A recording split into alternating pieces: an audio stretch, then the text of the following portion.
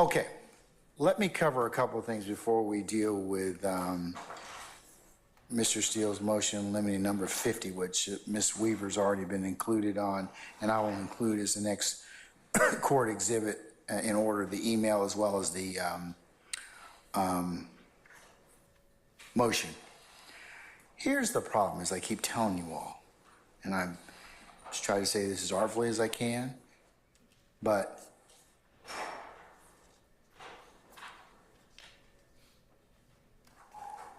the challenge that we've been having thus far is that while you all are advocates and think that your position is one that you may be able to introduce evidence, if there is a disagreement, I have to take it up. The problem is that this evidence or information has existed in discovery for the longest period of time. And what irritates the court is that I have to keep stopping. It's not personal irritation or otherwise. It's just that I've told you many times before that this jury in the box, we should present and try and minimize disruptions. This afternoon, this morning, was an exercise in disruption. So if you don't want me to exclude your evidence, then the 4-1 judge is a happy judge, means that you file something or you bring it to my attention way before the witness sits on the stand, and I have to kind of go through edits and edits. So to that point, I mean, I can't make it any clearer. And you all are really trying to work yourselves into working on the weekend, because that's the only way I'm going to be able to get through this stuff, is that I'm going to have to excuse this jury, and we're going to work on the weekend to get this done. So be it. If that's what it takes, that's what it takes, but I can't keep stopping in front of this jury and taking up things that you all should have forecasted as a problem. What I mean by that, I'm going to represent from the state of Georgia. Judge, we're going to go ahead and introduce his PowerPoint or whatever. We have some concerns. We brought them to the defense's issue, and here's the things that we were not able to work out.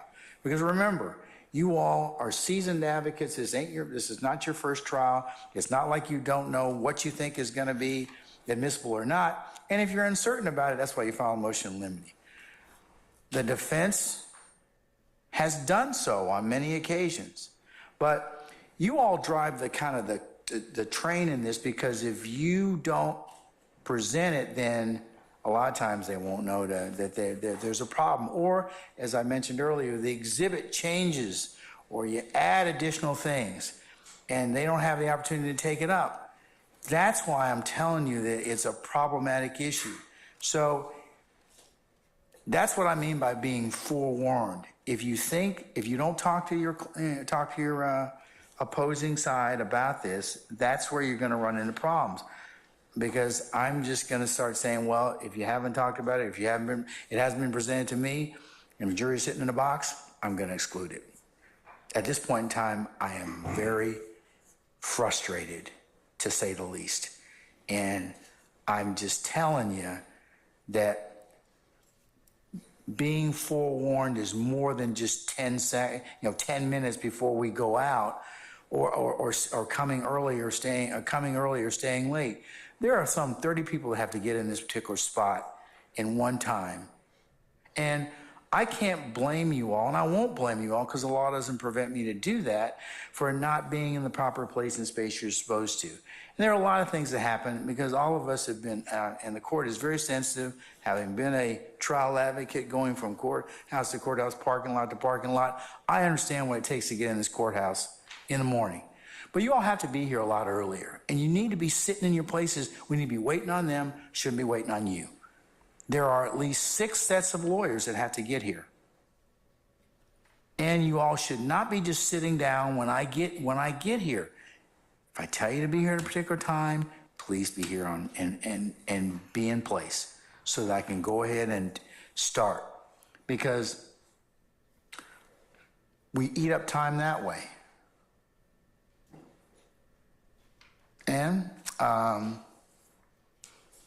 I mean, I just don't know what else to tell you all, but I'm trying to be as patient as I can, but I'm at a loss for words at this point in time because I have said this over and over and over again.